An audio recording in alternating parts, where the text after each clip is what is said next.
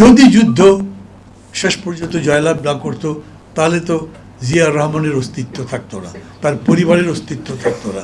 Risk নেবার কথা যদি বলেন তাহলে তিনি নিয়েছিলেন। শেখ মুজিব ধরা দিয়েছিলেন, ওনাকে এতবার করে বলা হয়েছিল, সবাই গিয়ে বলেছে, শেষ পর্যন্ত বলেছে অন্তত একটা কাগজের মধ্যে লিখে দেন যে আপনি ডিক্লেয়ার করেছেন স্বাধীনতা। উনি তো সেটা করেননি। এখন স্বাধীনতার ঘোষণা আমরা একটা তৈরি করেছি, ইতিহাস রচনা করবার জন্য আমাদের মুজিবনগর ইতিহাস তৈরি করতে হয়েছে। কিন্তু সবাই জানেন, শেখ মুজিব নিজে বলতেন, যখন সবাই মুজিবনগরে যেত তখন বলতেন, হ্যাঁ ভালোই তো, মুজিব যায় না মুজিবনগরে, সেই নগরে অন্যান্য লোক যায়। তার মানে মুজিবনগরের প্রতিও তার কোনো সম্মান ছিল না। এই কথাগুলো অনেকেই তখন বলতে পারেননি, আমরা বলেছেন অনেকে, আমরা অনেকেই বলেছি, তার অপছন্দ হয়েছে এবং ইতিহাস গিলে খাওয়ার চেষ্টা করেছিলেন বলে তার পরিণতি আপনারা। ইতিহাসকে কান টেনে লম্বা করা যাবে না, ইতিহাসের গলা টিপে তাকে ছোট করতে পারবেন না। ইতিহাস কোনো একদিন নিজের মতো বেরুবে এবং সেটাকে কেউ ধামাচাপা দিয়ে, গায়ের জোরে ধমক দিয়ে সেটাকে ভিন্ন পথে পরিচালিত করতে পারবে না। আমাদের দুঃখ হচ্ছে এই যে এই জাতির এত গুণ আছে। বাঙালি জাতি সম্পর্কে একটা কথাই যথেষ্ট, what Bengal things today the rest of India things tomorrow. ভেবে দেখেন, এত বড় একটা ইন্ডিয়ান জাতি, তাদের মধ্যে গোখলে বাঙালিদের সম্পর্কেই বলেছেন যে আমরা অন্তত 24 ঘন্টার সমগ্র ভারতবাসীর চাইতে এগিয়ে আছি। সেই বাঙালি জাতি এত ছোট ছোট তুচ্ছ বিষয় নিয়ে তর্ক বিতর্ক করছে, যার কোনো জবাব নাই। আমরা স্বাধীনতার ঘোষণা কবে দিয়েছিলাম, কোনটা স্বাধীনতার ঘোষণা, সেই বিতর্ক এখনো শেষ হয়নি। এই কারণে এই ঘোষণা নিয়ে বিতর্ক এখনো চলছে। কথা সংক্ষেপ করব, তাই সরাসরি আমি আমার প্রসঙ্গে যাই। গতকাল ডক্টর ইউনূসের নেতৃত্বে একটা বৈঠক হলো, যে অভ্যুত্থানটা হয়েছে সেই অভ্যুত্থানের ঘোষণা নিয়ে কথাবার্তা হলো। আচ্ছা, এইরকম একটা ঘোষণা, ইংরেজিতে যেটা বলছে প্রোক্লামেশন বা ডিক্লারেশন, এটা কখন হয়? যখন ঘটনাটা ঘটে, যখন মনে হয় আমার বলা উচিত কি হচ্ছে, আমার বলা উচিত কি হবে। যদি আমি নেতা হই, যদি আমি সেই ঘটনার পরিচালক হই, তার নেতৃত্ব প্রদান করি, আমি বলবো এটা ভবিষ্যতে এরকম জায়গায় যেতে পারে। এই 5 মাস ধরে আমরা প্রতিনিয়তই আলোচনা করছিলাম, আমরা বলছি না এত যে মানুষ রক্ত দিয়েছে, এই রক্ত বৃথা যাবে না, দেশ বদলাবে, বাংলাদেশ একটা নতুন বাংলাদেশের চেহারা পাবে। এই 15 বছর যে অত্যাচার নির্যাতন হয়েছিল, সমস্ত কিছু বদলে এই দেশ একটা মূল্যবোধের দেশ হবে, এই দেশ একটা বাসযোগ্য দেশ হবে, এই দেশকে আমরা ভালোবাসতে পারবো, এটা আমার দেশ বলে গর্ববোধ করতে পারবো। আমরা কি না বলেছি? আমাদের ভিডিও ফুটেজগুলো দেখেন, কোনো কিছু বাদ পড়েছে? আমাদের আবু সাঈদরা যেরকম আছে, বুক ধরে যেরকম আছে, তেমনি যাত্রাবাড়ির ওইখানে যারা দেয়ালের আড়ালে লাশ হিসেবে শুয়েছিল, সেই ছবিগুলো তো বের করতে পেরেছি। আমাদের ডিক্লারেশন আসেনি কোনটা? আমার খুবই অবাক লাগে, এখন যারা নতুন করে আবার একটা প্রোক্লামেশন দিতে চান, তারা কি বলতে চান আসলে? আমাদের লক্ষ্য কি? আমাদের লক্ষ্য নির্ধারিত হয়নি। আমরা একটা গণতান্ত্রিক দেশ বানাতে চাই, তা যদি না হয় তাহলে 15টা কমিশন বানিয়েছেন কেন? তাহলে নতুন করে কনস্টিটিউশন আবার সংস্কার করতে চাইছেন কেন? নতুন করে নির্বাচন ব্যবস্থার সংস্কার করতে চাইছেন কেন? আমরা ডেফিনেটলি একটা নতুন বাংলাদেশ বানাতে চাই, যেই বাংলাদেশ গত 15 বছরের তুলনায়, অথবা আরও যদি বড় করে বলি গত 54 বছরের তুলনায় একেবারে নতুন, যেই দেশ দেখে বিশ্ব অবাক হয়ে তাকিয়ে থাকবে। এটা তো হয়েছে। যেরকম করে সাঈদ জীবন দিয়েছেন, এরকম দ্বিতীয় আর একটা জীবন দেওয়ার ঘটনা আমি এই পর্যন্ত প্রায় প্রতিদিনই সার্চ করি, এখন পর্যন্ত পাইনি।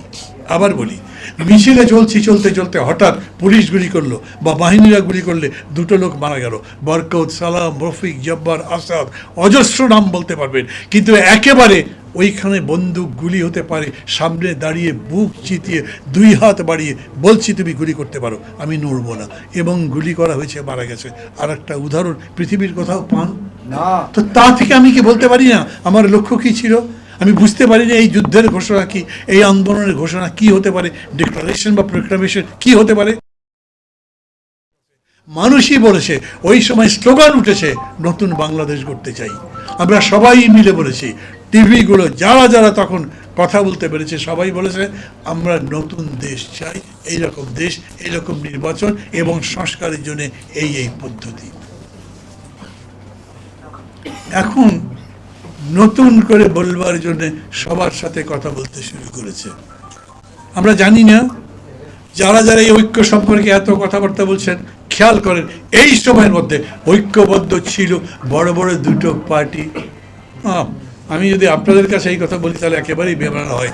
বড় দুটো পার্টি জামাত এবং বিএনপি একসাথে 20 দলীয় জোটে ছিল। এই আন্দোলন চলতে চলতে বিজয় অর্জন করতে করতে দুটো দল দুই দিকে চলে গেছে না? কেন গেল? খুবই সহজ কথা। সবচেয়ে বড় আওয়ামী লীগ বিএনপির মধ্যে এখন একটা নাই। তাহলে বিএনপি যদি একক হয় প্রতিদ্বন্দ্বিতা কে করবে? জামাত মনে করতেই পারে আমরাই তাদের প্রতিদ্বন্দ্বী হব, অতএব তারা চলে যাবে। তারপরে জামাত যদি বলে আরো ঐক্যবদ্ধ হও, আমি তাকে পাল্টা প্রশ্ন করতে পারি ঐক্য তো ছিল আপনাদের, সেই ঐক্য তো এখন নাই, রিয়েলিটি এখন নাই। এবং এটাও রিয়েলিটি যে নির্বাচন যখন হবে তখন আলাদা আলাদা নির্বাচন করবার অধিকার গণতান্ত্রিকভাবে আপনাদের আছে। তো নির্বাচন যখন চলবে তখন সবগুলো পার্টি একসাথে লড়াই করবে নাকি? সেরকম ঐক্য তো হবে না। ঐক্যটা হতে পারে একটাই কারণে, সেটা হচ্ছে যেরকম করে বলে না ইউনিটি উইথ ডাইভার্সিটি, বিভেদের মধ্যে ঐক্য। আমাদের মধ্যে মত পার্থক্য আছে, তার মধ্যে ঐক্য। গণতন্ত্র মানে কি? গণতন্ত্র মানে রুল অফ মেজরিটি, ঠিক আছে, কিন্তু একই সঙ্গে খেয়াল করবেন গণতন্ত্র মানে মাইনরিটির ওপিনিয়ন, মাইনরিটির কথা বলার অধিকার সব সময় থাকবে। তার মানে এটাই হলো আপনার ভিন্নতা সহ একটা, আমাদের অনৈক্যের সুর থাকলেও, আমাদের মধ্যে মতান্তর থাকলেও আমাদের মধ্যে ঐক্য আছে, সেটাই গণতন্ত্র। জিয়াউর রহমান সাহেবকে বিশেষভাবে ধন্যবাদ দিই এবং মাঝে মাঝে আমি বিএনপির নেতাদেরকে বলি যে আপনারা এই বিষয়টা কেন বলতে পারেন না? নিয়মিত আওয়ামী লীগ বলে গেছে জিয়াউর রহমান খুবই ওঁত পেতেছিল এবং তিনি সুযোগ বুঝে ক্ষমতা দখল করেছেন। অথচ আমি যতগুলো পড়ে দেখেছি, খেয়াল করবেন আমি কিন্তু সেই সময় বিএনপি করিনি, আমি বিএনপি কখনো করি না। আর সেই সময় বিএনপির সাথে তো আমাদের প্রতিদ্বন্দ্বিতাও ছিল, আমি ভিন্ন দল করতাম, ভিন্ন মতও ছিল, কিন্তু অতঃপর দেখা যাচ্ছে সত্যি সত্যি জিয়াউর রহমান নিজে কোনো মতলব এঁটে বসেছিলেন এবং ক্ষমতা দখল করেছেন, এইটা কেউ প্রমাণ করতে পারেনি।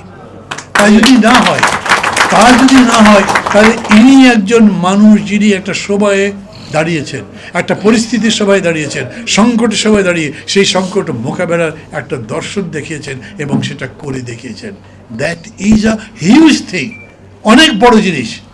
আমাদের দেশে ওই রকম ক্রাইসিস লিডার কে আছে? সবচেয়ে বড় সংকটের সময় কই শেখ মুজিব তো ছিলেন না? অনেক বড় বড় সংকটের সময় আমাদের শেখ হাসিনা কি করেছেন আমরা তো দেখেছি। সেই তুলনায় যদি বলেন, আমি এরকম বলছি না এই এক কারণে আমি শেখ মুজিবকে আরও নিচে নামিয়ে জিয়াউর রহমানকে উপরে তোলার চেষ্টা করছি, সেটা নয়। ঘটনা যা অবজেক্টিভলি যেটা সত্য সেই কথাটা বলতে হবে। এবং সেই কথা বলতে গিয়ে আজকেও আমি একই কথা বলবো, আমাদেরকে শেষ পর্যন্ত রাজনীতির কাছেই যেতে হবে। এই যে আন্দোলনটা চললো জুলাই আগস্ট জুড়ে, যেটাতে আমরা জিতলাম, তার আগেই দেখেছেন না আপনার সমস্ত অনলাইনে সবচেয়ে পপুলার ইয়েটা কি? আই হেট পলিটিক্স হ্যাশট্যাগ, সবাই ওর মধ্যে সিল মানে সেটা লাইক দিতে থাকে। কিন্তু যখন এই অভ্যুত্থান জিতলো তারপরে মানুষ বলতে শুরু করলো এই সরকারটা ভালো চালাতে পারবে তো, এর মধ্যে তো পলিটিশিয়ান নাই। মানুষ এখন রাজনীতিবিদ খুঁজছে, ওই রাজনীতিটাকে ঠিক মতো ধরবার চেষ্টা করেন। আমি ডক্টর ইউনূসকেও বলি, কেউ চাপ দিল সেটার পেছনে আত্মসমর্পণ করলেন, সেটা নেতৃত্বের কাজ নয়। নেতৃত্ব বরঞ্চ এমনকি জনগণ যদি সবাই মিলে আপনাকে রাইট করতে নিয়ে যায়, আপনার কাজ হলো তাকে বোঝানো কখনোই সাম্প্রদায়িক দাঙ্গা জনগণের কল্যাণ করে না। যদি জনগণ আপনাকে একটা ভুল দিকে ডাইরেকশন দেয়, সেই জনগণ শ্রমিক হোক, কৃষক হোক, ছাত্র হোক, যাই হোক, যদি ভুল করে আপনার বলতে হবে এটা ভুল। খেয়াল করবেন এক মানুষ বেরিয়ে বলতে শুরু করেছিলেন আমাদের জাতীয় সঙ্গীত বদলে দিতে হবে, মনে আছে আপনাদের? বদ্ধ হয়ে গেল কিরকম করে? সরকারের পক্ষ থেকে বলা হলো আমরা এই ধরনের বিতর্ককে এখন অভিপ্রেত মনে করছি না।